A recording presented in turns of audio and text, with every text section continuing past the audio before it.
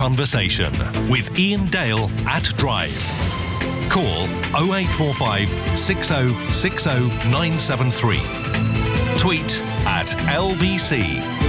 Text 84850. Iain Dale at Drive on LBC. Hello, a very good evening. It's 5 minutes past 5 here on LBC. I'm Iain Dale, leading Britain's conversation. You may want to go to the LBC website right now because for the next half an hour we're going to be talking to Nigel Evans. More on that in a minute. We'll be streaming it live on the website too. Coming up a little bit later in the programme, after 6, we're going to be talking about Ukraine. Should we believe anything the Russians say? Are the Russians playing us like a fiddle all over again? We'll have a report from the Oscar Pistorius trial. And at 7:15, Natalie Bennett, the leader of the Green Party, will be here to take your calls. Do you think we care enough for our environment? Coming up to 6 minutes past 5. Let me, before we start our interview with Nigel Evans, Nigel, welcome to the show. I'm really glad you could make it today. Great to be here. First time. It is, isn't it? Yeah, as far as I didn't have much to say as Deputy Speaker. Order was about it. Let me declare an interest before we get underway, because I think it's important to do this. I provided a character witness statement to the court on your behalf. We've known each other, I don't know, for about 20 years. We're not sort of, I don't know how the phrase goes, close friends, but we know each other reasonably well, and I thought it was important that the court heard what you're like as a person. Now, I'm not saying that my witness statement swung it for you in any shape or form, but I think it's important that listeners know that before we start the interview. Now, of course, if things had gone differently last Thursday, you could be sitting in a very different kind of chair. Yes, and it's something that really dawned on me as we went through after the jury went out. My barrister stood with me and he said, well, it's like this. If you got convicted on the rape, that's clearly game over. That's custodial. And then he said one or two of the others, it might also mean custodial. And I thought, then I swallowed hard and thought, oh, right. I didn't really think of that. And clearly I didn't. It's best, I suppose, to stay as positive as you possibly can through these things. But it's still difficult nonetheless after 11 and a bit months of an ordeal. Well, and it was a trial which lasted, close on 4 weeks? It was 5 weeks. 5 weeks. Yes, they said it could last 5 weeks. And I thought, no. And it did. And was there any point during that where you sort of, because presumably when you're sitting in a dock, you look at the jury and try to sort of look at any movement on their faces to think, well, are they on my side or not? Was there any moment when you thought this is not going well? I couldn't tell. They were the most amazing people, in as much as I would hate to play poker with them because they gave nothing away. And I even asked my family and friends who sat there in the public gallery, who also stared at the jury from time to time, trying to glean preferences, and they couldn't. They literally couldn't tell which way they were going until the only indication I sort of had was when the foreman of the jury came in, and I stood up there, and he stood up, and he looked at the judge, and I looked at him, and I thought, you haven't got any notes with you. And there are 9 counts that are going to be read out, and so you're either incredibly astute if you're going to have me innocent on some and guilty on others to know exactly where they lie. So the chances are that whatever you start with is what you're going to end with, and that's exactly what did happen. But you still swallowed hard, and I could feel my heart beating as the first count was read out and he said not guilty. And did emotion sort of sweep over you at that point? God, I was bizarrely seeing Mamma Mia that afternoon, so I didn't see all of the news reports, but I did read that you shed the odd tear in the dock. And I wasn't expecting that. I didn't think I had any tears left, is number one. But also, I didn't anticipate any emotion at all. But when we got past count 5 and then on to 6, and that was a not guilty. And when we got on to the 7, 8 and 9, which were the ones associated with the most serious allegation of rape, I then got a sense that this is all going the same way now. And that's when, out of the blue, I just started to have tears run down my face. And I didn't have a handkerchief on me or anything. And one of the warders came forward with a paper handkerchief and just sort of thrust it in my hand. And I'm afraid it wasn't just me. And then, of course, when we got to count 9, there was an audible gasp from the public gallery and cheers.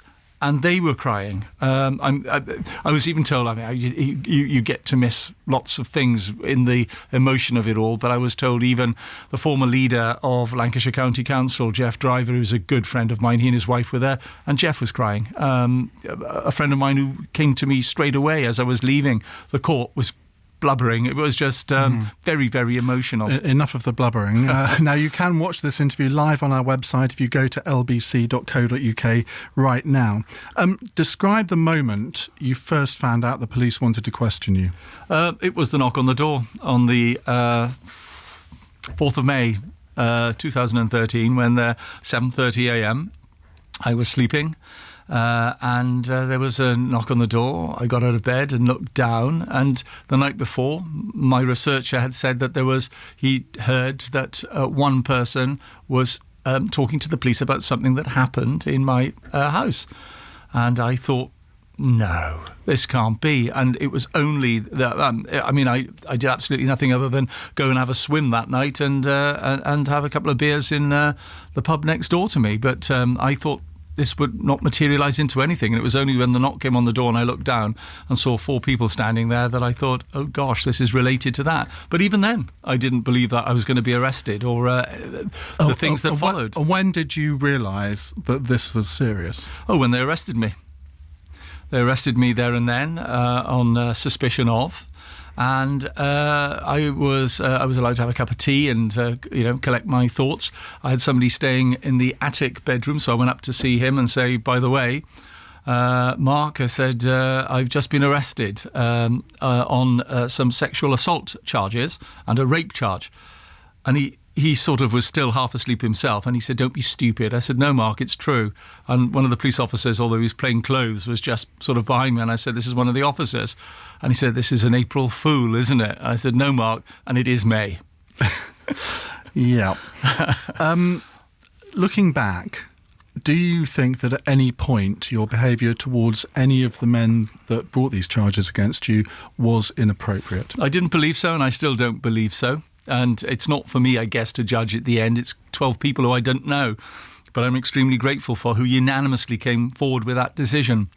They themselves came forward and said not guilty 9 times. But also, I think the other thing, Iain, is that some of the people there stood up and said, well, actually, we don't think he did anything criminal. We don't think, their interpretation of it was nothing, as if it should have ever come to court. So why did it? Because you're right, 3 of them did not want these charges brought. Surely it was within their gift to say to the police, I will not appear. Well, I really don't know whether it was or it wasn't. Because I put that to one of the officers because I'd heard on the grapevine that one of them was not keen, and I was just told he says he is prepared to come to court. One of them thought he was just signing a witness statement as such, not that it would ever turn into a charge. And I just think that it's one of these things, it's been interpreted by a number of people that the police are so keen now in these cases to get convictions that they bundle together a number of allegations. Some of them, they don't really care how weak they are, and some of them were clearly very weak. And that's, I think, how we ended up with the number that we did. Do you have a drink problem? No, and I've never been accused of it until this time. I'm a social drinker. I'm president of the Parliamentary Beer Group, and I live next door to a pub that has become the Real Ale Pub of the Year, Camera Pub of the Year. So I'm a social drinker. Do I sit at home? And I've got to tell you this, Iain, as well, because my soul has been laid bare, let's be fair, over the last 5 weeks. I did live with an alcoholic, and that was my dad. I know what an alcoholic is like, and I know how they behave. And my father liked whiskey far too much, and indeed would drink whole bottles of it, and indeed hide the bottles. And it was painful for all of us to live with somebody in that condition. And I'm sure that a lot of your listeners will know the feeling that I'm talking about. It's very rare for me, even when I'm at home alone watching a film or something, to open a bottle of wine or anything like that. I'll just sit there and drink a cup of tea rather than do that. But I am a social, gregarious drinker. I mean, Jane tweeted and said, I should ask you this question. Should Nigel not accept some responsibility for his drunkenness and inappropriate behaviour? And I think what she means by that is that people go to bars, to clubs and have a few too many and often do things that in the normal light of day could be considered inappropriate. Do you think you ever allowed yourself to get into that situation? Not that I know. Did I drink too much? Yes. But in cases that were brought to the court, I was asked, were you ever told about this the next day? I said, well, not only the next day, but not the next month, not the next year. And indeed, this was the first time that I was hearing of some of these things. So it did seem rather odd to me that this was the first time that I was hearing of some of these things. And that's why. I mean, you're asked to think back what you did 10 years ago. And even some of those bringing allegations, let's just leave it at that, because it was up to the police then to turn that into a charge, said that they couldn't remember the exact date. They couldn't remember, in one case, exactly where it was that it happened. So if they can't remember, I mean, I certainly couldn't. Well, lots more ground to cover with Nigel Evans. As I say, you can watch this interview live on our website. Go to lbc.co.uk now. This is LBC. It's 5:15. I'm Brooke Burford in the LBC Travel Centre. A couple of big closures in Cornwall. Firstly, the A30 in Long Rock. That is closed westbound because of a car on fire between the Newtown roundabout and the Cheyenne Moor roundabout. Now, there are queues going back from Crownlass. Now, the A38, that's shut both ways between Bodmin and Double Boys. Again, it's for an accident with queues going westbound from Old Road. The M4 into London, there's down to one lane between junction 10 for Woking to 8 for Maidenhead. There's been an accident involving a few vehicles. The M1 into London has a lane blocked because of pothole repairs. That happens after junction 5 for Watford to 4 for Edgware Way. Already a busy patch, getting worse now. The M25 clockwise from Essex into Kent is struggling with queues from junction 29 for Romford onto the bridge. The A102 in London is struggling southbound. Just after the Blackwall Tunnel, we'll be sitting congestion to the Sun and the Sands roundabout as the lane was shut on the slip road onto the A2. And the M1 in Derbyshire heading north is heavy between 29A for Markenvale to 30 for Sheffield. Keeping you moving. Your next travel updates in 15 minutes. This is LBC. Which three words will you use to describe the Open University? Community. That's what it gave me. Like-minded people, sharing ideas. Believe. It's the way forward. It's much more than just a uni. Worthwhile. I got a great education and all of the above. Thanks. Our study materials are so good, other universities use them too. Find us at facebook.com/The Open University. Love your skin, love your hair, love your nails. Perfectil delivers nutritional support from within, including zinc, to help you maintain normal skin, hair and nails. Perfectil, the science of beauty, from Vitabiotics, the UK's #1 vitamin company. From Boots, pharmacies and Vitabiotics.com. Congratulations, our little business is taking off. And now we're looking at potential export markets. You've all given 110%, but now we need 120%. How much do we know about China and the US? 0%. What? But it doesn't matter. If we ship with UPS, they'll take care of things. Well, I like to be in control 150%. UPS's technology gives you 100% control. Surely they can do better than 100%. Well, it is complete control, inbound and outbound shipping visibility from your desktop. Inbound and outbound, well, that's 200%. Well, I'm happy with that. Right. UPS has invested millions of pounds in technology to keep exporters happy by giving them control and helping manage shipments around the world. To find out how UPS could help your business reach new export markets, go to ups.com/happy UK. That's logistics. Iain Dale at Drive on LBC. 18 minutes past 5 here on LBC. If you go to lbc.co.uk now, you can watch Nigel Evans and I in studio live. Nigel, you've already said that your lowest point was the point where you considered taking your own life. Yes. How serious were you about that, or was it just a sort of fleeting thing? You just think, I can't recover from this? No, thank God it was a fleeting thing. It's when you're alone, when you're thinking of where you're, and it's in the early days as well, when you think, my God, this is just awful. The next worst thing would have been accused of murder. Yes, thank goodness as well I wasn't suffering from depression, because I think the two things together then might have really been awful. It was bad enough as it was. It was like being hit by an Eddie Stobart truck several times during the day. It was just very painful indeed. And it was only because of the friends that I had who really rallied around in every way, shape and form, who had trust in me and knew that I wasn't guilty of anything that I'd been alleged of. And it was their trust and love, definitely, that got me through this. I know quite a few people who've been through, I won't say similar things, but, well, in fact, that's the only word I can think of. And they've all said to me, I found out who my real friends were then. Did the same thing happen to you? Were there people that you thought were your friends, but they sort of disappeared into the ether? No, it's quite amazing. A lot of people said to me, you'll find out who your friends are. And I said, yeah, I do. And there's a lot of them. People were sort of running towards me rather than running away from me. And I wouldn't blame anybody, quite frankly, for saying, particularly after the sort of second tranche of allegations and then the third tranche, you'd think, well, gosh, there must be something there. But I didn't get that at all. What feelings do you have towards Dr. Sarah Wollaston? She was the MP who encouraged certainly one of the people, well, in fact, the one who made the main allegation against you, to go to the police. I've said publicly, I wonder whether she feels she has to look at her conduct in this. What would you say to her? If she walked in the studio now, what would you say to her? I'd say, hello, Sarah, let's have a chat. And no doubt at some stage we will.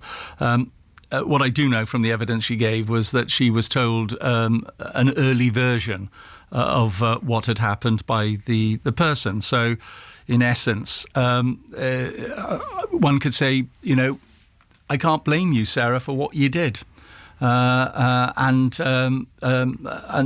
it's very difficult for anybody to be put in the position that Sarah Wollaston was put in, and then to think, what would you do if somebody came to you with something like that? And so I don't blame her. Did she ever talk to you about it personally? No, and she actually said that in court too. She thought it would be inappropriate to do so. So she took it to the only channel she could think of at that time, which was the Speaker. But I'm really pleased that the Speaker has now himself looked at all of this and believes that an organisation as large as Parliament should have a proper human resources element to it, so that people, wherever you work, if you're a member of Parliament right through to a cleaner, that you know that there is a chain of command that you can go to if you're upset by employment practices within Parliament. Now, of course, all the people that made the allegations against you, they have a right to anonymity. You clearly don't have that right, and you've also chosen to speak out after the verdict. You could have remained silent, but you clearly have things you want to say. Will you be campaigning to get the law changed on anonymity? I'm asking Keith Vaz, the chairman of the Home Affairs Select Committee, to look at these issues. There are a number of issues that arise out of not just my case, but a number of high-profile cases, and indeed some that are not high-profile. Anonymity is one of them, and I know that if we went down the route of anonymity either until charge or indeed until the trial, then that might have unintended consequences. And one of the unintended consequences, apparently, is that people won't get to know that something's happening, therefore they may not come forward.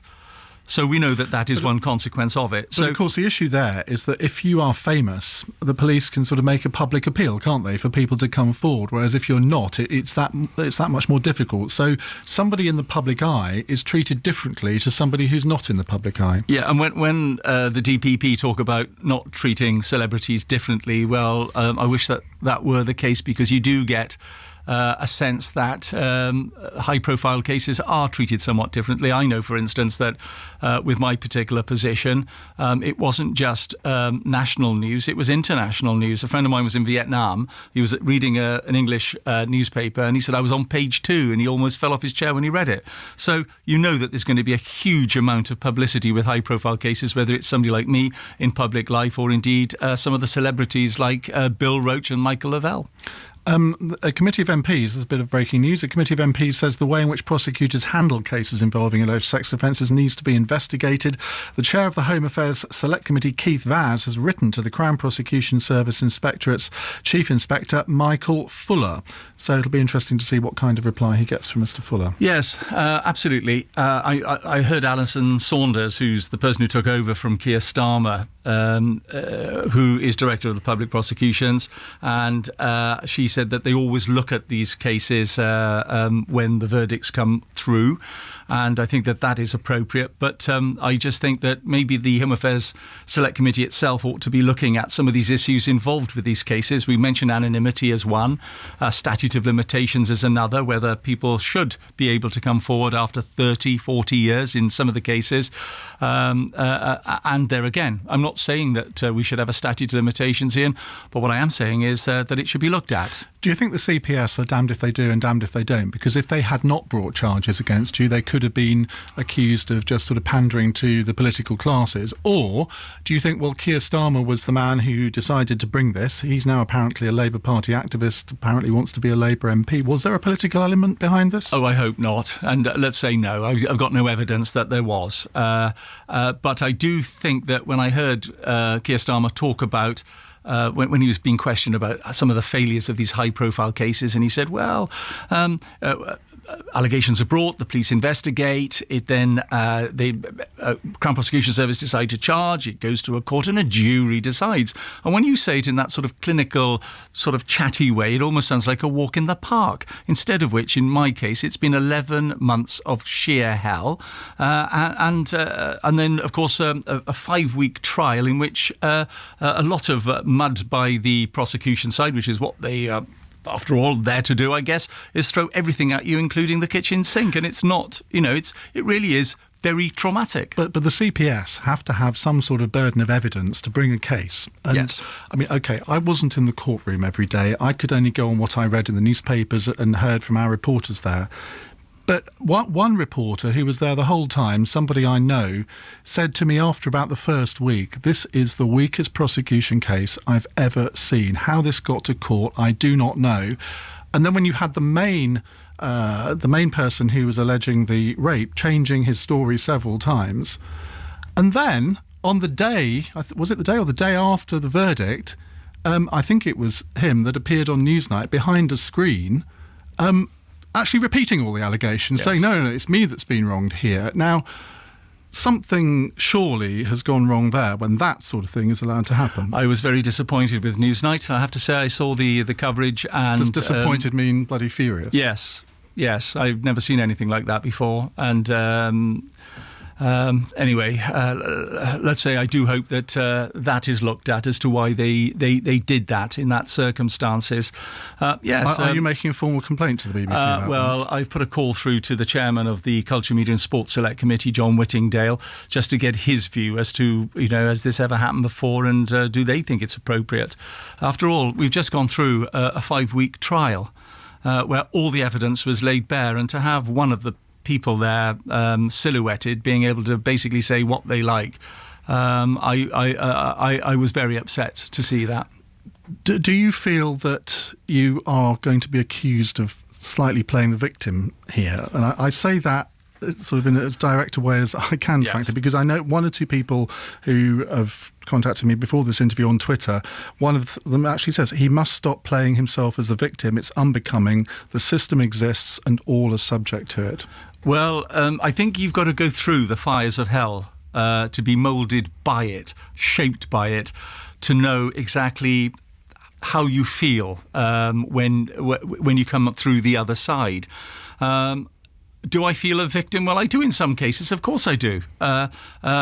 Because I knew where I stood on this, and the same with Bill Roach, I'm sure, Michael Lavelle, and a number of other high-profile cases where at the end of it, you actually feel as if you've been dragged through a process whereby at the end you are acquitted on all counts unanimously, in my case, by a jury of 12 people. And so there is a sense that I do feel a victim. In fact, I was asked by the police once about alleged victims, and I said, oh, don't forget the other victim. And they said, who? I said, me. And they sort of nodded because I think they've heard it before. When people who are accused of things, you actually do feel a bit of a victim. Do you have any complaint about how the police handled it? No. I mean, my solicitor, who's dealing with these cases all the time, he said that he did get a sense that the checkbook was open, and they did deal with it by throwing a lot of money at it, and indeed the Crown Prosecution Service employing a Treasury QC. Meant that I had to ensure that I had the very best representation as well. Otherwise, of course, it could lead to miscarriages of justice. I want to ask you about the financial part of it, and I hope you can stay around for a few more minutes after. We have to go to the news in a minute. But before we finish this part of the interview, let's talk a little bit about the future. What's the reaction been like in your constituency? Well, surprisingly, when you're alleged to have done some of these things, you think game over. Just the allegation doesn't really need to go any further than that. And the Conservative Association in Ribble Valley were absolutely superb and said, listen, this is a process. We will wait until the process is over and then we will all sit down and take stock. And that's exactly what we're all doing. All I do know is that I had a phone call from a councillor yesterday who told me that he walked around his village of Whalley and he was stopped by several people who said, thank goodness, and we're really pleased that Nigel has been acquitted. And he then asked them a further question, which is, would this ever alter the way that you vote? And they said, absolutely not. And I know that walking around the Ribble Valley myself, since the acquittal, and indeed even before, a number of people who know me, who genuinely know me, I've been there for 22 years, Iain, were very supportive. I mean, I know that you haven't hidden away. I mean, I think a natural reaction in this would have been to sort of just lock the front door until it's all over. But you haven't done that, and you couldn't do that because of your job. Yes. Absolutely right. No, and in fact, the job was a godsend in some ways, that I was able to throw myself into it, carry on with the surgeries, go to meetings and walk around. And I live in a very small village, for goodness sake, so everybody knows everybody's business in a small village. The curtains twitch. Nigel, thank you for agreeing to stay around a few more minutes, because I do want to talk about the financial side of this, because you've been talking a lot about legal aid and basically getting your money back, because it must have cost an absolute bomb. So more from Nigel Evans in a moment. Do go to our website lbc.co.uk and you can see the rest of the interview there, as well as listen to us. I'm Iain Dale at Drive. It's 5:31 LBC News Time.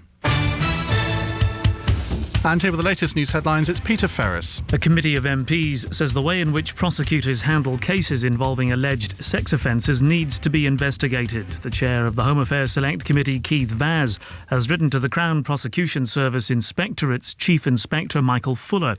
It follows the clearing of the MP Nigel Evans and the Coronation Street actors Bill Roach and Michael Lavelle. Speaking to Iain in the last half hour, Mr Evans was asked if he's going to campaign to get the law on anonymity changed. I'm asking Keith Vaz, the chairman of the Home Affairs Select Committee, to look at these issues. There are a number of issues that arise out of not just my case, but a number of high-profile cases, and indeed some that are not high-profile.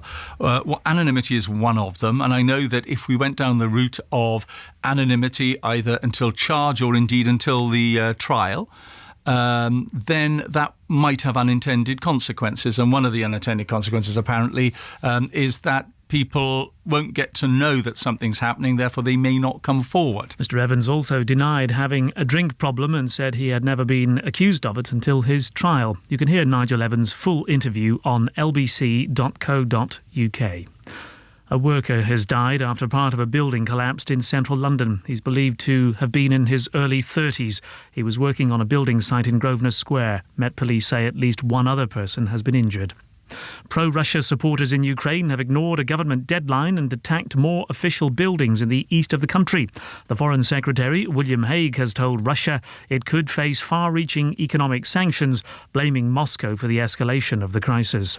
The radical Muslim cleric Abu Hamza, who Britain extradited to the US 2 years ago, has appeared in court in New York. He faces 11 terrorism charges, including attempting to set up a terrorist training camp in the state of Oregon. The FTSE 100 has ended the day at 65.83, up 22 points, and the weather continuing fine and dry with plenty of sunshine for London and the southeast. Dry tonight and clear and cool enough for a slight frost in places, a low of 6 Celsius. Feeling cold tonight across much of the UK, allowing a widespread light frost. LBC News Time is 5:33. I'm Brooke Burford in the LBC Travel Centre. Got a couple of closures in Cornwall to mention. The A30 in Long Rock is still shut westbound as they deal with a car on fire between the Newtown roundabout and the Chine Moor roundabout. There are queues solid back from Crownlass. The A38 shut both ways between Bodmin and Double Boys as well. Again, it's an accident which is causing queues. The M4 into London. Now, they have reopened all the lanes between junction 10 for Woking to 8 for Maidenhead. There was a serious accident. They've cleared it, but still very slow, barely moving from junction 11. The M25 clockwise is struggling Essex to Kent. There are queues from junction 29 for Romford onto the QE2 bridge. The A12 in town is busy southbound from Bow down to the Blackwall Tunnel. That's barely moving. You go then out the other side and it's queues right the way to the Sun and Sands roundabout as well. There's a couple of problems on the M6 to mention in Warwickshire. It's slow northbound because of an oil spillage between junction 2 at Coventry to junction 3. And there's an accident on the southbound side in Staffordshire which is causing delays between the Keel services and junction 15 at Stoke-on-Trent. Keeping you moving, your next travel updates in 15 minutes. LBC Travel. With Go-To Meeting. Forget rush hour. Drive business meetings from home. Iain Dale at Drive on LBC. With 5-star RAC European cover. Don't let a breakdown ruin your holiday.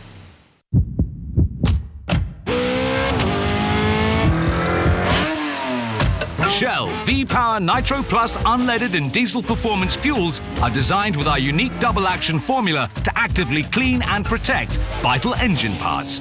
So when you have it in your tank, car, engine and performance come together to make your drive feel alive. Fill up with Shell V-Power Nitro Plus performance fuels today. Upload your business video free to Ding Video, Britain's newest business video directory. Ding Video at dingvideo.com. Mum went in for an operation. We thought she'd be home in a couple of days, but she's still in hospital. It's had a big effect on all of us. But we've had help finding the answers to what went wrong, and we've been getting lots of support. That's why I'm with Owen Mitchell Solicitors. If you or your family have been affected by medical negligence, you need the best possible advice to get the answers and support you and your family need. Call us on 08000 325 325 or visit owenmitchell.com to see how we can help you. Stand by me. Stand by me. We're authorised and regulated by the Solicitors Regulation Authority. Iain Dale at Drive on LBC. 5:36. Nigel Evans is here. We'll be talking more to him in just a second. As you heard in the news, police are advising motorists and the public to avoid the Grosvenor Square area in London following a partial building collapse. If you have seen this, if you can give us any details, the number to call 0845 6060 973. We'll keep you up to date with that right throughout the programme. And let's get a quick business update from Mark Dampier from Hargreaves Lansdowne. Mark, good afternoon. Yeah, good afternoon to you, Ian. Now, finally, wages are set to rise more than inflation. Yeah, this is actually according to the Ernst & Young Item Club. This is the first time in 6 years that we can expect rising wages over inflation. Average wage increase 1.7%. They're expecting average inflation forecast to be 1.6. In fact, the inflation numbers are out tomorrow. This will be helped by falling petrol, energy and food prices. And these are all the basic commodities that have been rising over the last few years and causing so many problems. They believe that we'll be in for a long period of low inflation and falling commodity prices. So that's some good news, I think. Now, obviously, I exclude myself in this, but we're all buying much more high street fashion. Yeah, I'd exclude myself as well, by the way.